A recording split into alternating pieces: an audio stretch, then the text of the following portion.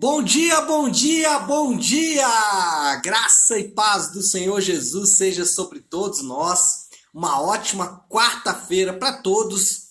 Hoje é dia 18 de agosto de 2021. Seja muito bem-vindo ao nosso devocional de hoje. E hoje, novamente, o tema do devocional será o reino de Deus.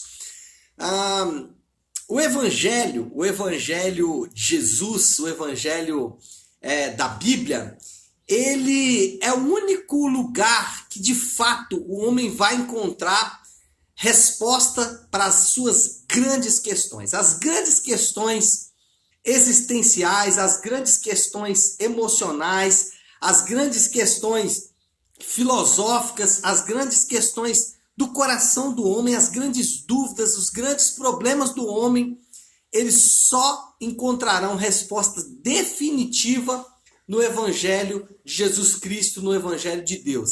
E é exatamente isso que vai ser hoje o pano de fundo dessa nossa conversa aqui no nosso devocional de hoje. Por quê? Porque vocês vão se lembrar que ontem nós falamos sobre a oração do profeta. Em Isaías, no capítulo 63 e 64, o Isaías ele ora. Inclusive ontem nós falamos sobre oração no nosso devocional. E agora, no capítulo de número 65 e 66, que por sinal são os últimos capítulos desse livro, né, do profeta Isaías, que de fato é extremamente rico, né, extremamente profundo, incrível, extraordinário, o nível de conhecimento, de transformação que nós ficamos sujeitos ao meditar nesse livro, ao meditar nessa profecia.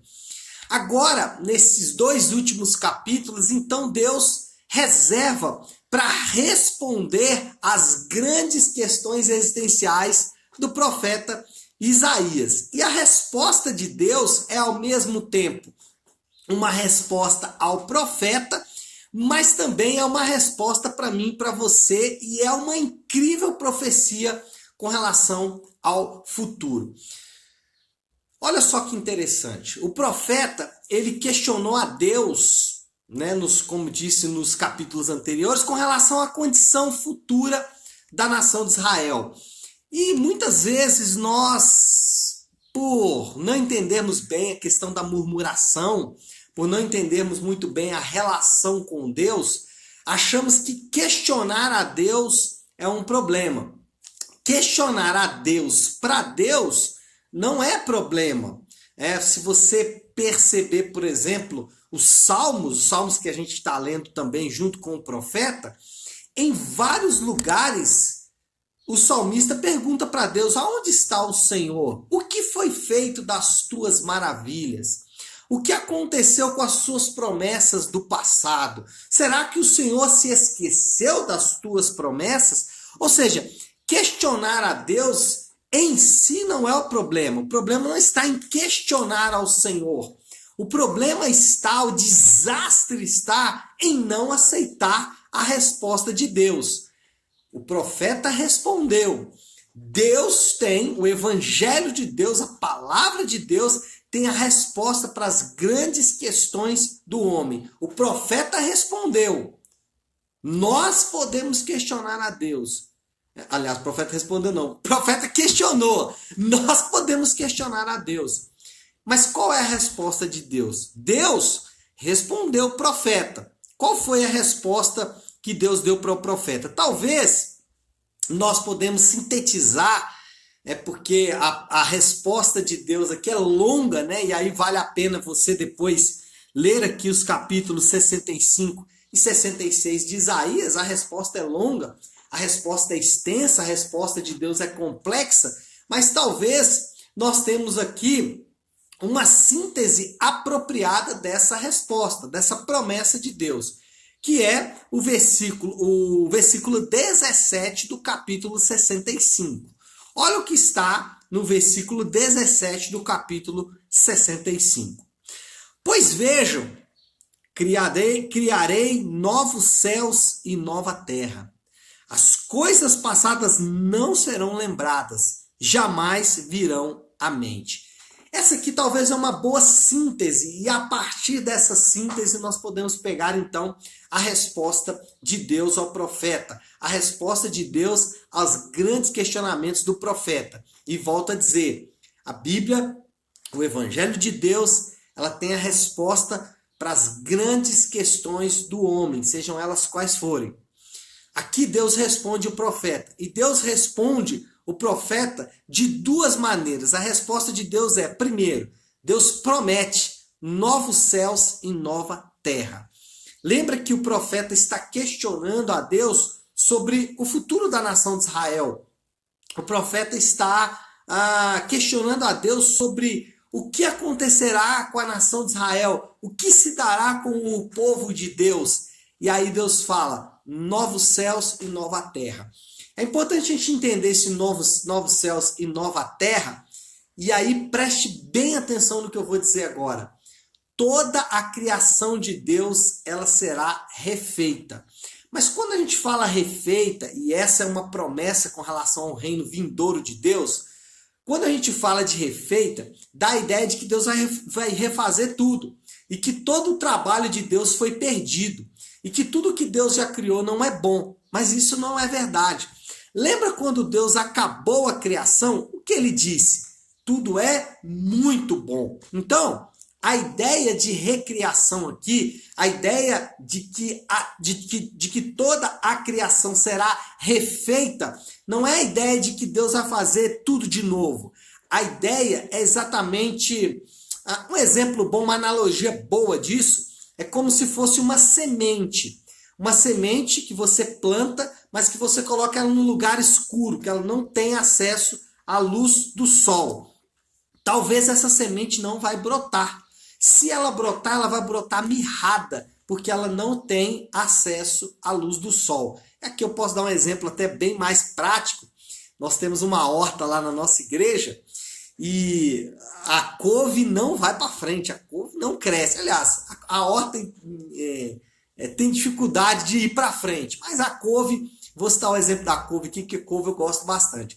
A couve não vai para frente. E o Adir, nosso especialista, né, em horta, ele falou assim, pastor, o problema aqui é que não bate sol. E olha aqui, né, a horta está em ar livre, né, o sol de alguma forma chega lá, mas os raios de sol efetivamente não pegam lá. Por que eu estou dando esse exemplo? Porque a ideia de novos céus e nova terra é a ideia de uma semente que ela ainda não viu a luz do sol, mas que quando ela ver a luz do sol, ela vai florescer como ela deveria. Então, novos céus e nova terra é para nos lembrar que essa criação que temos aí, esse mundo lindo de Deus, essa atmosfera linda de Deus, os mares, os rios, as montanhas, as árvores, toda a criação, o homem, todos os animais, etc. e tal, tudo isso ainda é como se fosse uma semente que não brotou. Então existe uma promessa de que essa criação será refeita, e ela será refeita porque ela vai receber a luz, não do sol, né? Mas lá em Apocalipse fala da própria presença de Deus, que vai fazer essa criação toda brotar, vai fazer toda essa criação aparecer. E aí, olha só que coisa linda, né? Quando olhamos para a criação, hoje está um céu azul lindo aqui, olhando pela minha janela, eu vejo um céu azul lindo, né? O sol brilhando, mas tudo isso apenas é uma sombra daquilo que vai acontecer. Deus responde e diz para o profeta, criarei novos céus e nova terra. Então Deus promete esse novo céus e nova terra, mas Deus também promete nova vida para o homem caído. Ele fala, né, as coisas passadas não serão lembradas, jamais virão à mente, mas aí ele continua dizendo, falando exatamente sobre uma nova vida para o homem. Agora, anote aí o que eu vou dizer para você agora. Nova vida significa nova forma de enxergar a vida. Deus ele não vai pegar a sua vida, até porque se você chegou até aqui, né, a sua vida, a minha vida, ela não escapa do plano soberano de Deus. Você e eu, nós não somos frutos do acaso. Nós não somos resultados de uma sopa de aminoácidos que gerou uma ameba, que gerou... Não, nós somos fruto da ação poderosa de um Deus de amor que colocou a mão na sua criação e criou um povo para a sua própria glória. Então, quando a Bíblia diz de uma nova vida para o homem, ele não está dizendo, olha, essa vida ela não serve mais, até porque essa vida que já vemos até hoje, ela está dentro do plano, está dentro do propósito soberano de Deus. O que a Bíblia diz sobre o que a Bíblia diz sobre nova vida para o homem, as coisas velhas já se passaram, né? Interessante como que Paulo cita bastante Isaías, né? Aquele famoso texto de Paulo, quando ele fala, né? As coisas velhas já passaram, eis que tudo se fez novo, né?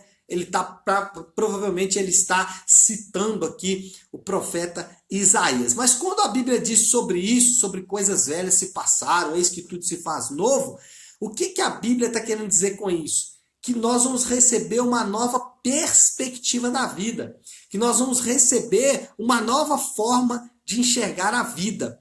Em outras palavras, depois da cruz, os problemas da vida, lembra que eu disse lá no início, né, que o Evangelho oferece respostas para as grandes questões da vida do homem? Depois da cruz, os problemas perderam valor e significado.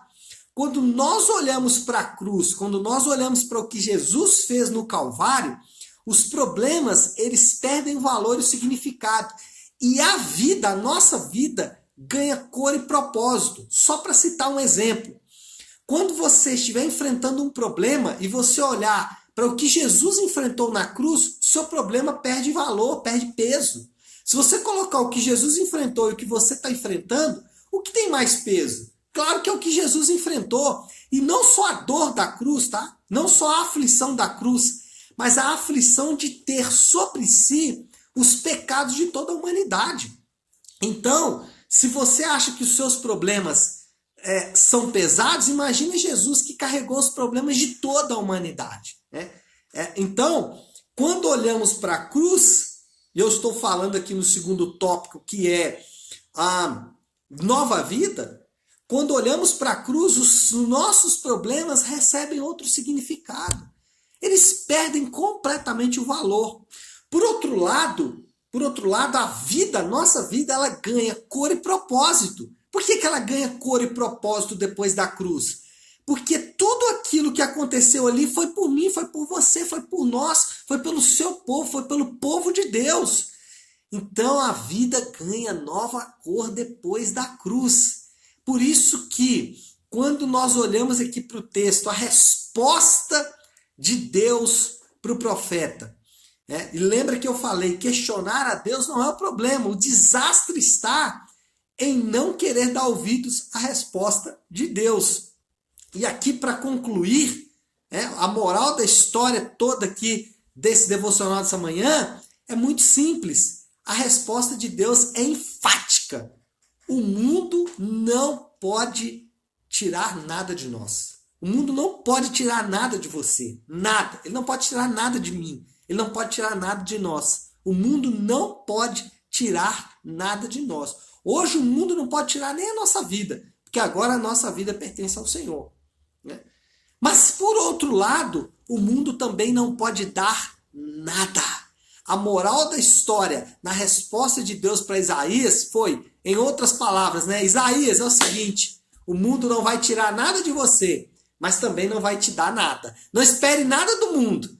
Não espere nada que venha desse mundo. Também não pense você que o mundo vai tirar algo de você. Ele também não vai te dar nada. Essa é a moral da história. Essa é a resposta de Deus para o profeta Isaías. Lembra, o Evangelho de Cristo tem resposta para as grandes questões do homem. Muitas vezes, a resposta de Deus não é a resposta que queríamos, mas é a resposta de Deus. É a resposta de Deus para as grandes questões que eu e você podemos enfrentar, que eu e você temos. Nós temos as nossas questões. E o Evangelho oferece resposta para todas essas questões. Mesmo que às vezes não seja a resposta que nós estávamos esperando. Bom, qual é o desafio dessa manhã? Qual é a aplicação? É o desafio do Léo dessa manhã, né? Qual é a aplicação? Eu disse que Deus, ele oferece resposta para as grandes questões do homem, através da sua palavra. Então eu quero fazer um desafio bem forte para você nessa manhã. Escolha uma área da sua vida, uma só. Escolha aí talvez o casamento, ou escolha a vida financeira, ou escolha a vida espiritual. Eu não sei, escolha aí uma área da sua vida. Pode escolher talvez a área que está mais problemática. Depois que você escolher, aplique nessa área que você escolheu todo o conselho de Deus. Vai lá e estuda na Bíblia tudo que Deus fala sobre essa área. Então, se você escolheu o casamento, por exemplo, vai na Bíblia e lê tudo que Deus fala sobre casamento. Cada versículo, cada texto, cada palavra. Ou seja, estude sobre o conselho de Deus. E perceba nesses textos, e aí você pode usar alguns autores para te ajudar nessa busca. Você pode ler algumas literaturas que vão te ajudar. Mas depois que você escolheu uma área, depois que você leu o conselho de Deus sobre aquela área, aplique todo o conselho de Deus, mesmo que você não goste.